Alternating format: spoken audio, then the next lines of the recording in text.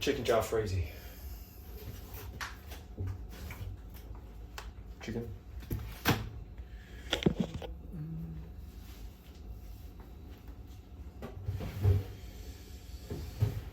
Chicken, na na na na na na.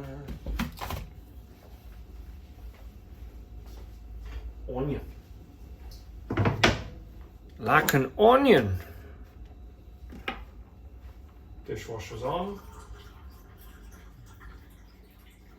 So it's time to make dinner.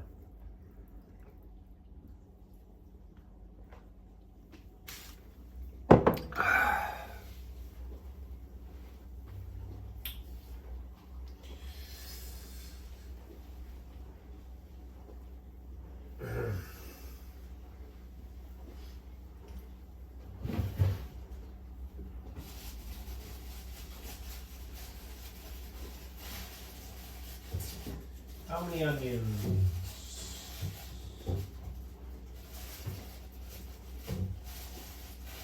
How many onions? Shall we say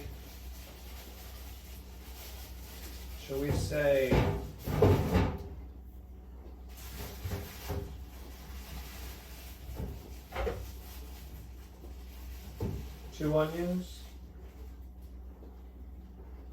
And then use 3 onions for the Rogan Gosh. If I do a Rogan Gosh. And then 3 onions. Oh no, we got onions for the meat. No, 2 onions for 1 onion for that beef. Yeah. Okay, that's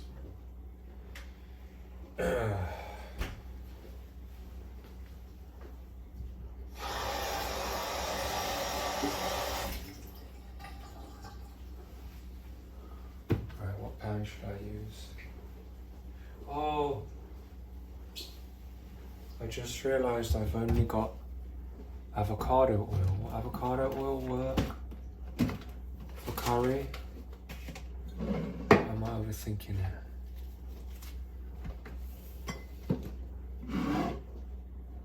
Huh. Cumin seeds. Jalfrezi paste, how much is left?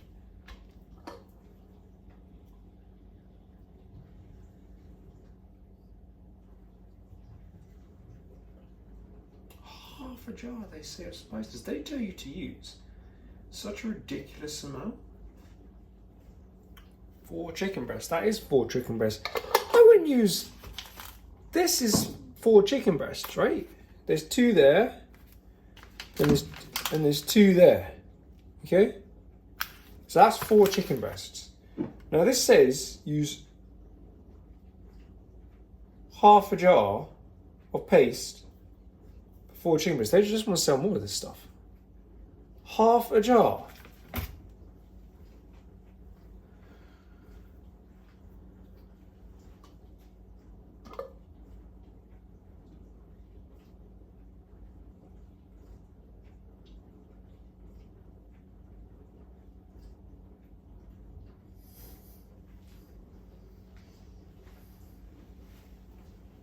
No.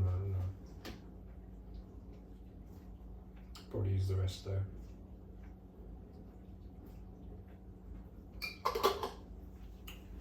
So onion. Do you know what? I don't even follow their method. I don't even fry onion until soft. You want the onion brown, not just soft.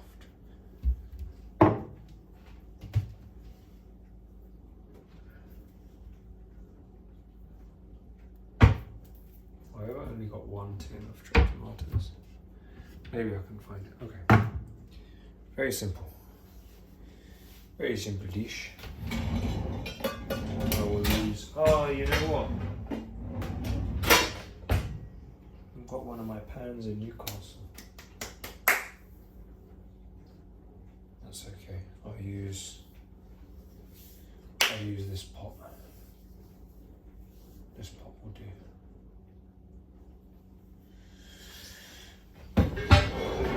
Uh-oh.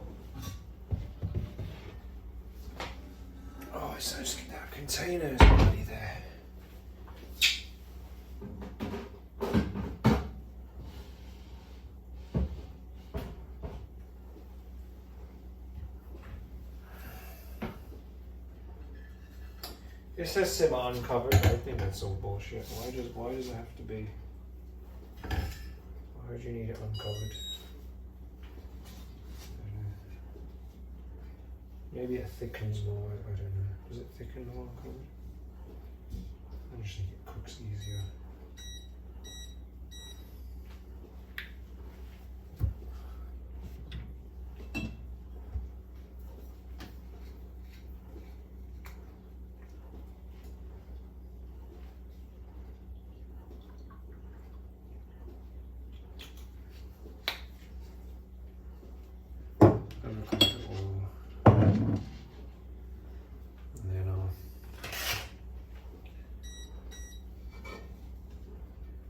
Toast some cumin seeds.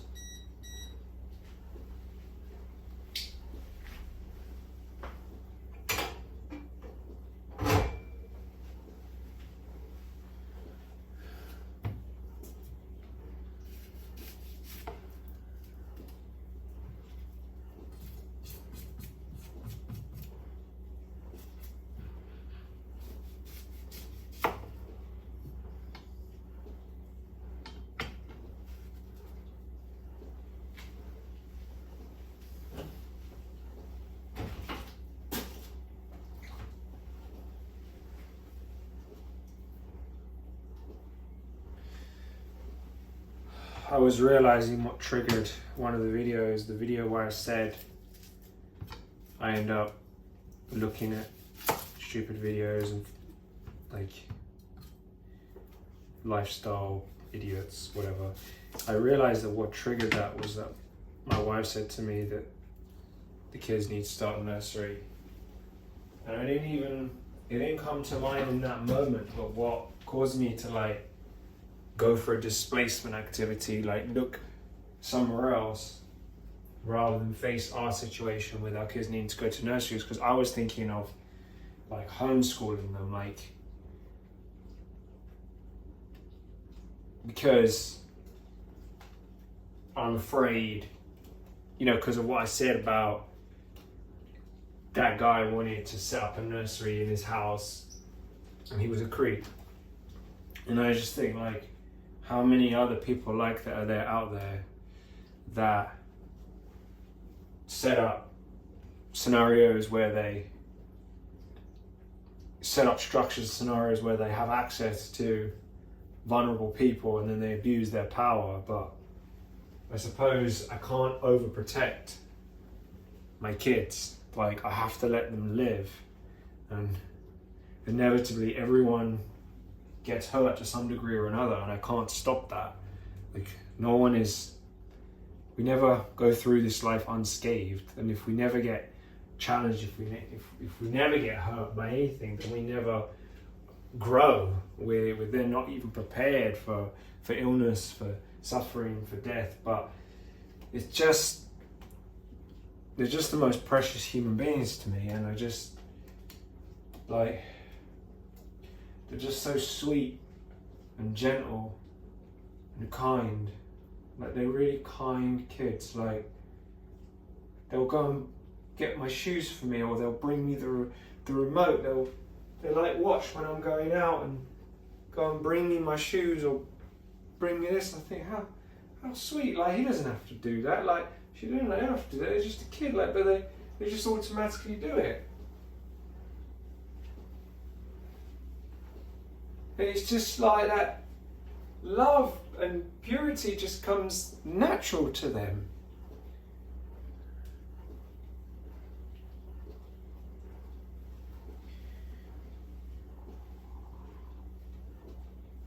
I love my kids and I love my wife, but sometimes I'm just afraid that we don't always see eye to eye. Maybe we're both,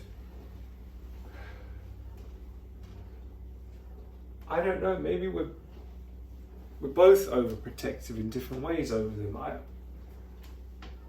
don't know. It's just, I just want to be a good dad and a good husband, but I feel sometimes we don't see eye to eye on things sometimes. And she's gonna watch this video and maybe she won't be happy, but it's like, She says like we'll be living together eventually. Just need the kids to grow up, but I don't know when that's gonna happen. She says she's waiting for me or whatever, but like forget work or whatever. But in some ways, like I'm waiting for her. Like I just want to meditate and just be with my family. I'm just done. I don't even want to work anymore. I don't even care if I don't have little money. I just have little money. That's it. Like, you know, I just have to live a simple life. That's it. Maybe I don't know. Maybe that's a fantasy. I know money's important. I'm just tired of it. It feels like I have to do this to have one thing. I have to do the other, and it's.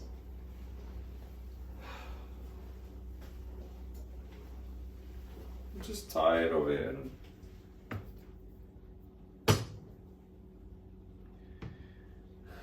I know that life is better as a process that just naturally unfolds, not trying to force anything. And for so long I tried to force things with trying to convince, trying to tell my wife, oh, can you do what I want to do, or she's telling me that she wants me to do that. We're both just battling. Like, what's the point? Like, we're both gonna die in the end. Like, but like, why not? Do I put the seeds in first, or the onion in first? I'll toast the cream and seeds first. Why not just toast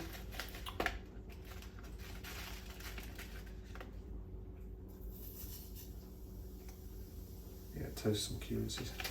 I don't know. Like when I'm in my meditation practice, like when I'm doing my meditation, when I don't slack off when I do it, I get to that space and I realize, oh wow, there's no need to force the moment you want something from someone, need something from someone, want someone to change, whether it's a parent, whether it's a spouse, whether it's a sibling, the moment you want someone to behave differently from they are, it is like trying to tell a tree, as Ram Dass says, oh, go in this direction, grow in that direction, have branches to this. It's like, that's what having kids has taught me as well, is that you can't get a child to, the child is going to behave in its natural personality, and different children will have different challenges and different needs, and that's the way it is. And it's the same with adults. And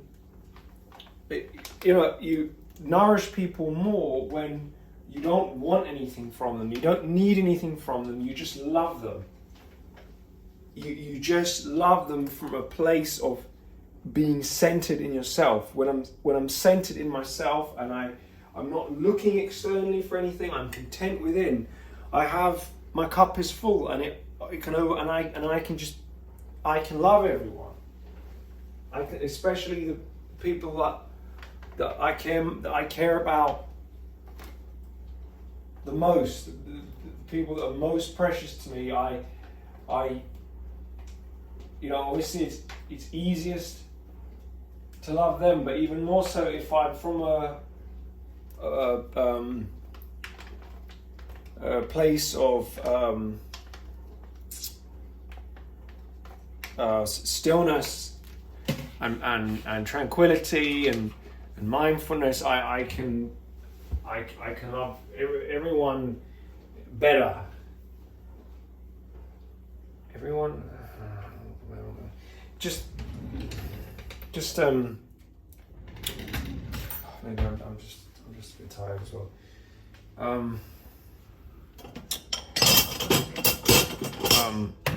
Love myself better. Most importantly, because if I can't love myself, and if I can't love myself,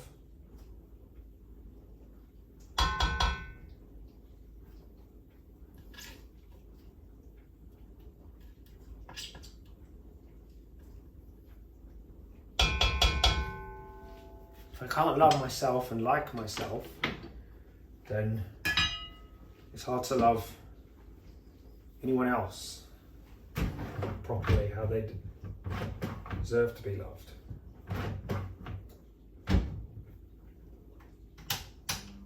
think that made sense.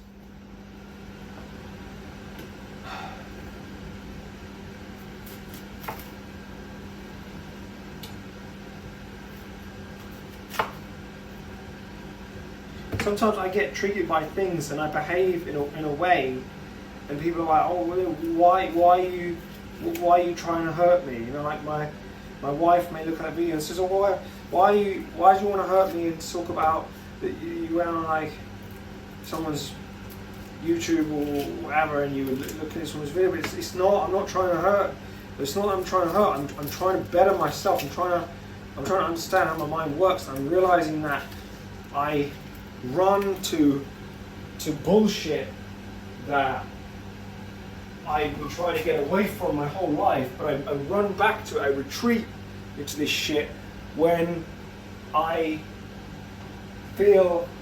things feel under my control. I try to find some control by running to what is familiar. It's like a drug addict who always runs to heroin or something. You know? I hope she's not upset.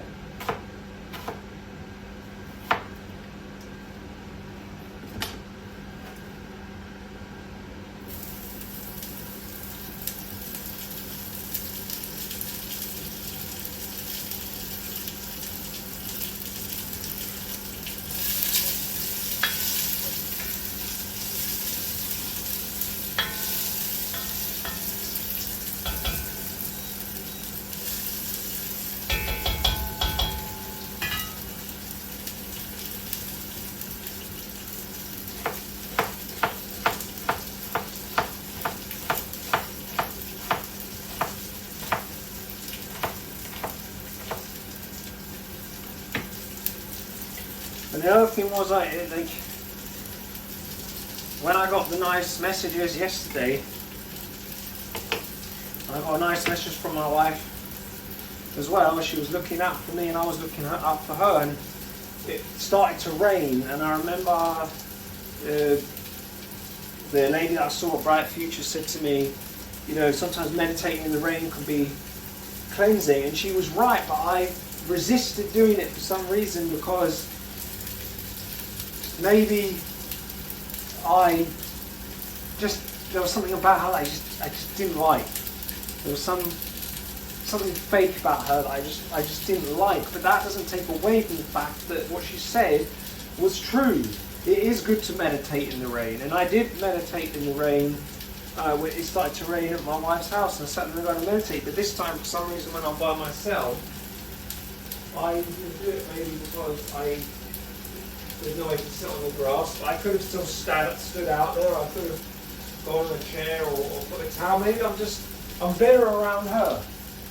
You know, maybe I just don't do too well on my own. Maybe I've never done well on my own because I've never loved myself, and I've only been able to feel love around her.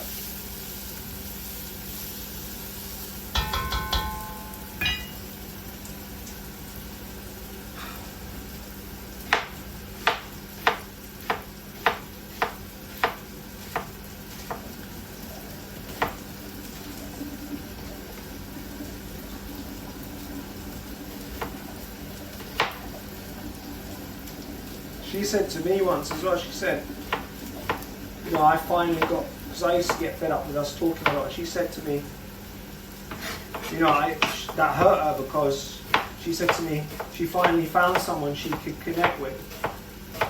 And she was so much further ahead of me. She's always been further ahead of me, emotionally. You know, she valued that connection, and I didn't know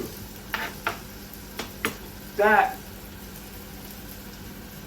any woman or anyone would ever value a connection with me.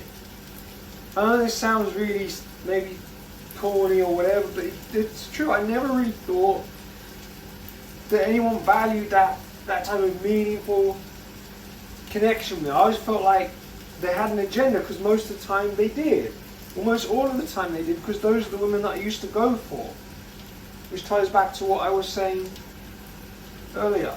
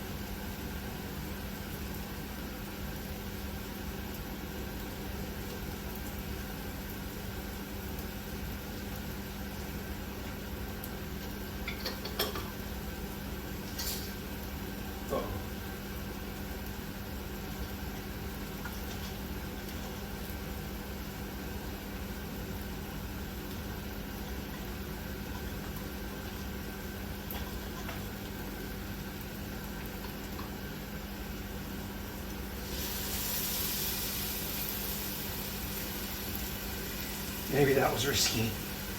Oh well. I think use not as hot water next time.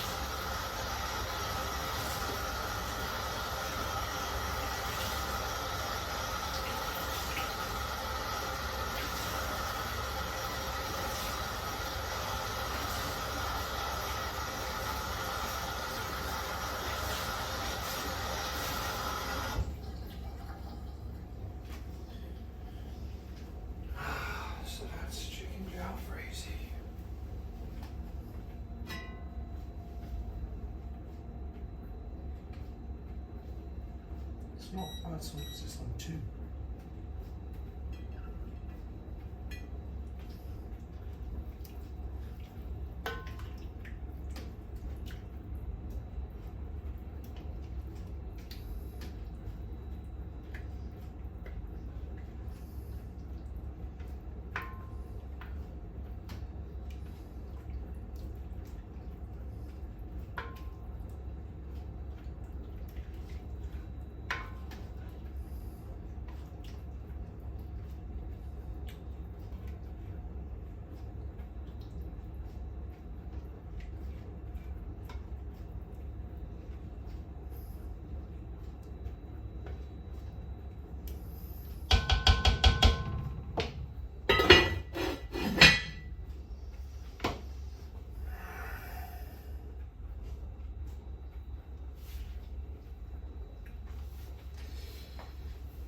Oh dear, let's make some rice, I guess.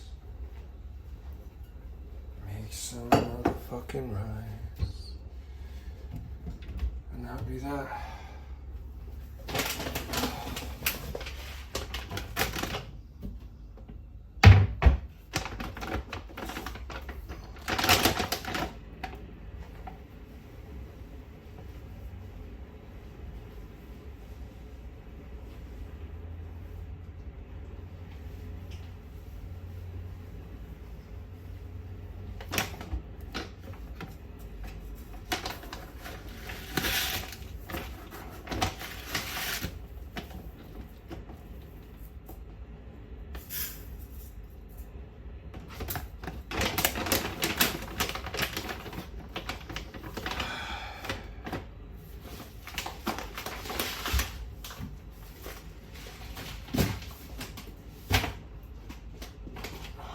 Half asleep.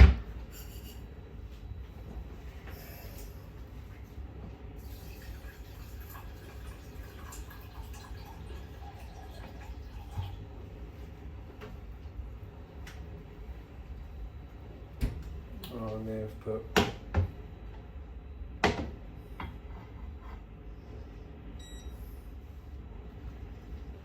no.